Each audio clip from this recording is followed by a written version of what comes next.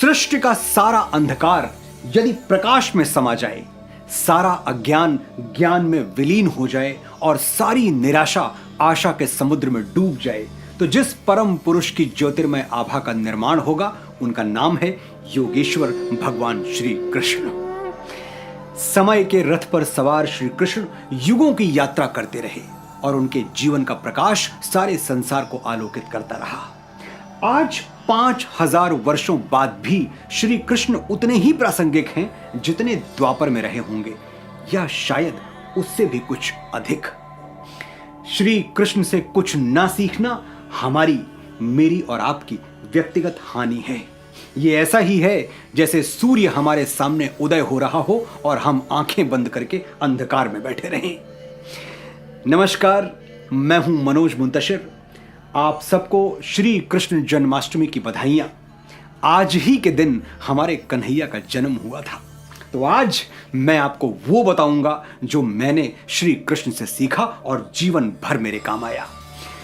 इस विषय पर मैं एक वीडियो पहले भी बना चुका हूं जिसे आपने अनवरत प्रेम और आशीष दिया है। वीडियो का लिंक डिस्क्रिप्शन में है। ये अध्याय समाप्त होने के बाद एक बार वो वीडियो भी जरूर देखें।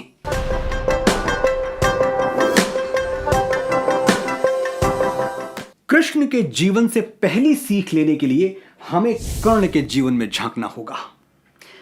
कृष्ण और कर्ण महाभारत के ये दोनों पात्र अलग अलग पक्षों से लड़े, अलग अलग आदर्शों पर आगे बढ़े, लेकिन दोनों के जीवन में इतनी समानताएं हैं कि आप हैरान रह जाएंगे।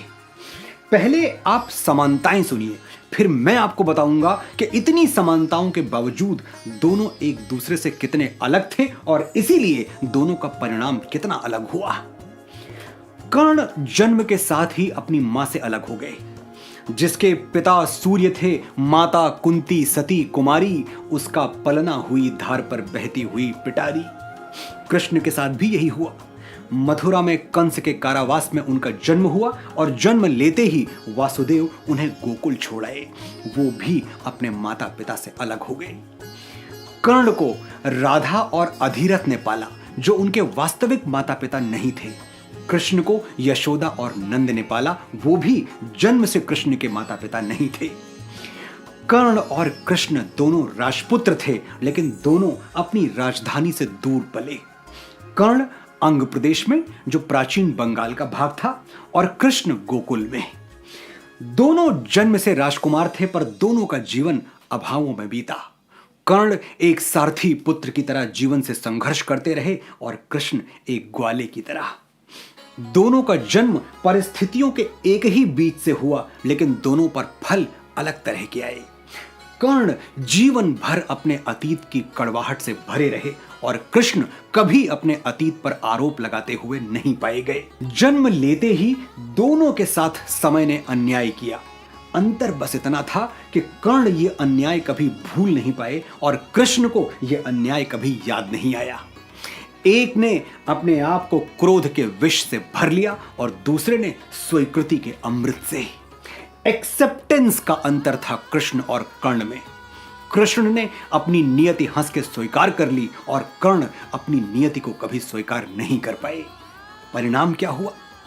महाभारत युद्ध के 17वें दिन अधर्म के पक्ष में लड़ते हुए कर्ण अकाल मृत्यु को प्राप्त हुए और कृष्ण न्याय के सारथी बने, पांडवों की विजय का शंखनाद किया और आगे चलकर पृथ्वी के सबसे बड़े साम्राज्य के राजा बने, द्वारकाधीश कहलाए। परिस्थितियों का चक्र चलता रहेगा, सब कुछ हमारे मन का नहीं होगा।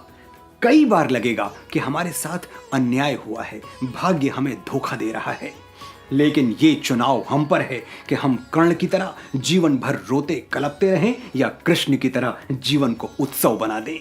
हमारा यही चुनाव तय करेगा कि हम समय के कुरुक्षेत्र में पराजित होंगे या विजय का पांचजन्य फूंक कर सुखों की द्वारिका में राज करेंगे।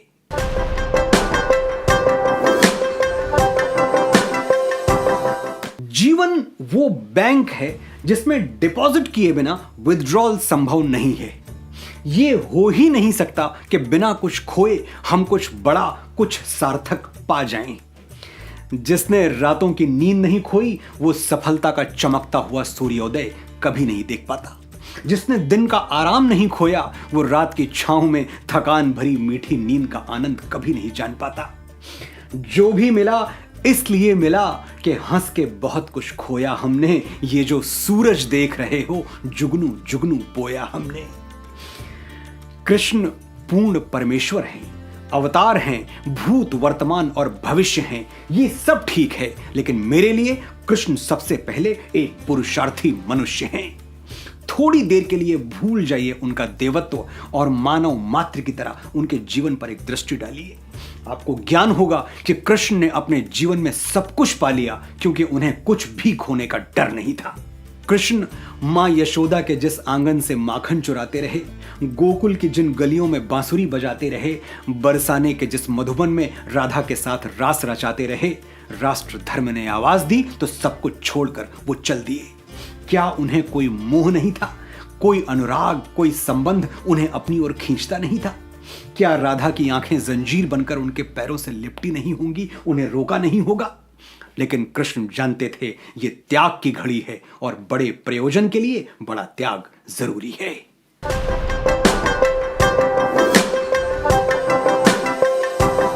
कौन है कृष्ण? पूर्ण परमात्मा, 16 कलाओं के स्वामी, ऐसे परम ज्ञानी के गीता का ज्ञान देते हैं, ऐसे सदाचारी के द्रौपदी की लाज बचाते हैं, ऐसे बलशाली के गोवर्धन उंगली पर उठा लेते हैं, और ऐसे तेजस्वी के हस्तिनापुर की राजसभा में दुर्योधन उन्हें बांधने के लिए आगे बढ़ता है तो अपना विराट स्वरूप दिखाकर समूचे ब्रह्मांड को अचंभित कर देते हैं। वही सर्वशक्तिमान जिसे दुर्योधन की जंजीर नहीं बांध पाई, उसे मां यशोदा ने ऊखल में बांध दिया और वो चुपचाप बन गया। कहां मिलेगा कृष्ण जैसा कोई और? कहां मिलेगा कोई कन्हैया जैसा जो पूरी सृष्टि का स्वामी है, फिर भी माखन चुराता है और मां की मार से बचने के लिए 100 झूठ बोलता है। मैया मोरी मैं नहीं माखन खायो, ग्वाल बाल सब बैर पड़े हैं, बरबस मुख लपटायो। मैया मोरी मैं नहीं माखन खायो। और जब ये सारे झूठ व्यर्थ चले जाते हैं तो वो बालक साक्षात नारायण का अवतार होके भी एक साधारण स्त्री के हाथों मार खाता है, क्योंकि वो स्त्री कोई और नहीं उसकी माता है। आप जीवन में आगे बढ़ें, बड़े हो जाएं, बहुत बड़े हो जाएं, बहुत ज्यादा बड़े हो जाएं, अच्छी बात है, लेकिन जो अपनी मां से बड़ा हो गया उससे छोटा इंसान इस दुनिया में कोई और नहीं। ये थे वो पाठ जो मुझे मेरे कृष्ण ने सिखाए और मैंने निमित्त बन के ये जीवन सूत्र आप तक पहुंचाए। आपने मुझे बड़े धैर्य से सुना, बड़े ध्यान से सुना। आपका आभार।